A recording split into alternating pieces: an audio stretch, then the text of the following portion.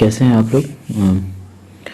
अब फिर से हम एक नए वीडियो के साथ आए हैं जो हमारा सीरीज चल रहा है जिसमें हम इम्पोर्टेंट जो मोस्ट इम्पॉर्टेंट क्वेश्चंस हैं एमसीक्यूज को जिसको अधिकतर एग्जाम्स में अकाउंटिंग में पूछे जाते हैं तो उनको हम लेके आ रहे हैं और इस सीरीज में आज फिर हम बहुत सारे एमसीक्यूज के साथ हैं। तो चलिए देखते हैं आज फर्स्ट क्वेश्चन क्या है। Today's first question is which account is the odd one out. देखिए चार तरह की चीजें यहाँ दी हुई है। इन अकाउंट में से कौन सा ऐसा है जो ऑड वन आउट यानी कि तीन तो सिमिलर है बट एक ऐसा है जो कि सबसे डिफरेंट है। Now what we have options office furniture and equipment. ठीक, तो ये तो हमारा क्या हो गया फिक्स एसेट, राइट। ये एक जैसा free hold land and building, ये भी क्या हो गया fix asset, right. Stock of raw material, इसको भी आप एक जैसा मान सकते हैं as a fix asset. Sorry, stock of raw material it can not be considered as a fix asset, but plant and machinery ये भी हमारा क्या होगा फिक्स एसेट्स होगा। तो फिर से देखिए कि इसमें हमारा स्टॉक ऑफ रॉ मटेरियल जो है यह एक फिक्स एसेट्स नहीं है। ए फिक्स एसेट्स है, बी फिक्स एसेट्स है और डी प्लांट एंड मशीनरी हमारा फिक्स एसेट्स है। तो क्वेश्चन क्या पूछा था व्हिच वन इज ऑड। दोनों में तीनों चारों में से एक ऐसा है जो ऑड है यानी कि अलग है। So the stock of raw material is the correct answer. This one is the answer. Option C is the answer क्योंकि बाकी सब एक जैसा है और ये हमारा डिफरेंट है। Next question is narration are given at the end of. देखिए नरेशन आपने जब भी स्टार्ट किया होगा अकाउंटिंग बनाना तो अकाउंटिंग में आपने फर्स्ट काम किया होगा जब जर्नल आपने बनाया होगा तो वहां पर हम क्या करते थे हर एक जर्नल के नीचे में एक छोटा सा डिटेल देते थे ट्रांजेक्शन के बारे में। जैसे कि गुड्स सोल्ड हुआ तो उसका हमने जर्नल एंट्री किया और नीचे में एक थोड़ा सा एक लाइन में छोटे से लाइन में उसको बताते थे। तो that is called the narration. तो नरेशन कहाँ पर दिया जाता है तो each journal entry when after each journal entry, not in final accounts, not in trial balance, not in each ledger account, but in each journal entry. Okay, now the next question is interest on drawings is dash for the business. देखिए question कई बार आपको confuse करता है interest on drawing. तो interest on drawing जो होता है वह बिजनेस हमेशा क्या करता है रिसीव करता है क्योंकि वो ड्राइंग देता है किसको टू द ऑनर और ऑनर उसके ऊपर इंटरेस्ट पे करेगा टू द बिजनेस। यानी कि यहाँ पर इंटरेस्ट कौन रिसीव करता है तो बिजनेस रिसीव करता है इंटरेस्ट को। और जब अगर बिजनेस इंटरेस्ट को रिसीव कर रहा है तो उसके लिए वो क्या होगा गेन होगा। तो उसके लिए वो लॉस नहीं है एक्सपेंस नहीं है नन ऑफ एबव ऑप्शन नहीं होगा। सो the correct answer is gain. Interest on drawing is gain for the business. Now the next question. The left side of an account is known as. Very simple. I think आप सबको आता होगा जब भी हम account का format बनाते हैं तो अकाउंट के राइट साइड और लेफ्ट साइड होते हैं।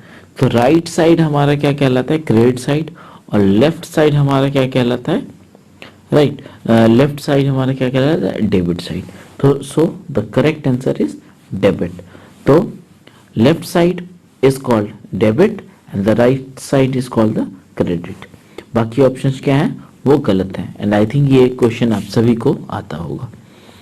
Next is the cost of a small calculator is treated as an expense and not shown as a asset in a financial statement of a business entity due to.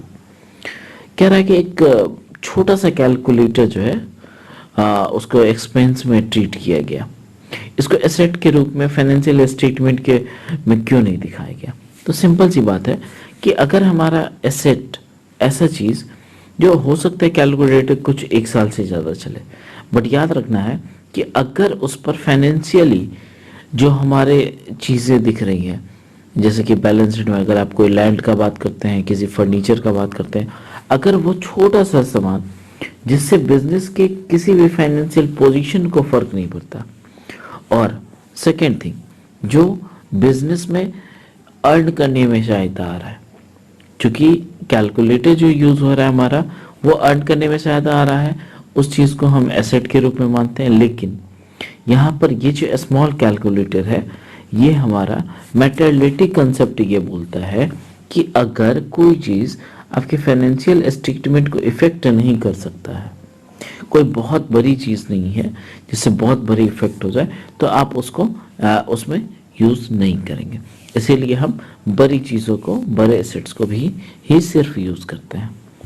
Now the next is dash principle requires that the same accounting method should be used from one accounting period to the next. Now इस question में क्या कह रहा है कि एक principal है जो ये बताता है कि अकाउंटिंग मेथड अगर कोई आप यूज कर रहे हैं तो जो फर्स्ट ईयर यूज कर रहे हैं उसी को आप आगे भी कैरी ऑन करेंगे। जैसे कि आप लोग डिप्रिसिएशन बनाते हैं या फिर किसी भी तरीके का अगर हम अकाउंटिंग में प्रिंसिपल को फॉलो कर रहे हैं बिजनेस से स्टार्ट करते वक्त, तो हमको सेम बिजनेस को सेम प्रिंसिपल को लेकर के चलना चाहिए नेक्स्ट ईयर भी, क्योंकि चेंज होने से क्या होता है कि आप एक्यूरेसी नहीं होती है। और ये चीज करने के लिए कौन सा प्रिंसिपल बोलता है? The correct answer is consistency. Consistency principle ये है जो आपको ये बताता है कि कभी भी आप उसी चीज को, उसी मेथड को यूज करिए जो आपने लास्ट ईयर यूज किया है, यानी कि एक जैसे ही अकाउंटिंग मेथड को यूज करना है। Now the next question is which of the following is not a transaction. Now transaction नहीं है। Goods are purchase on cash basis for 1000, तो simple this is a transaction because the cash is involved और goods भी purchase हुआ है, cash basis पे हुआ, salary पे हुआ, तो that is also a transaction. When there is a movement, there is involvement of money, तो दैट इज अ ट्रांजैक्शन।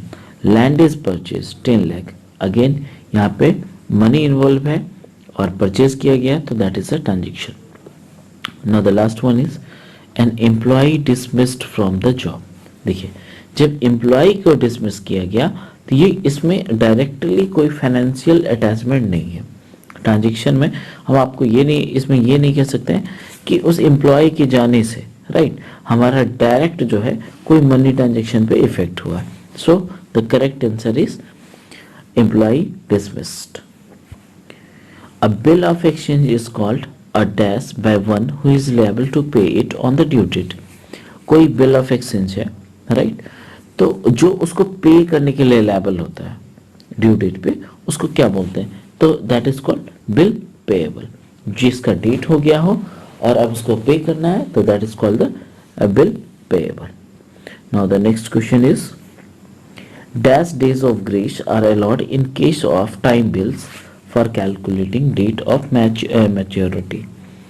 देखिए, जब भी कोई बिल, ठीक है, अगर आपका मैच्योर्ड हो गया है यानी कि 10 दिन का है, 10 दिन के बाद अगर 1 तारीख को अगर कोई बिल का पेमेंट का डेट है, तो ऑफिशियली यानी कि लीगल रूप से उसमें आप 3 डेज ऐड करके भी दे सकते हैं। यानी कि फर्स्ट को अगर देना था तो फर्स्ट प्लस 3 यानी कि 4 तक आप उसको लीगल रूप से पेमेंट कर सकते हैं। ये जो 3 डेज ऐड होता है that is called the grace time and that is option C. The grace time is 3 days, right? So now the next is bank passbook is also known as. Bank passbook को और हम क्या बोलते हैं?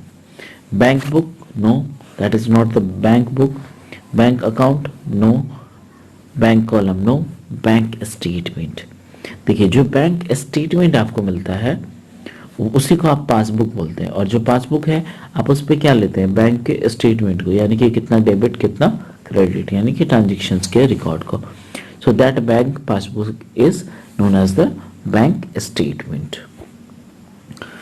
सो thank you for watching my channel. आप सभी इसको subscribe करके रखें, राइट?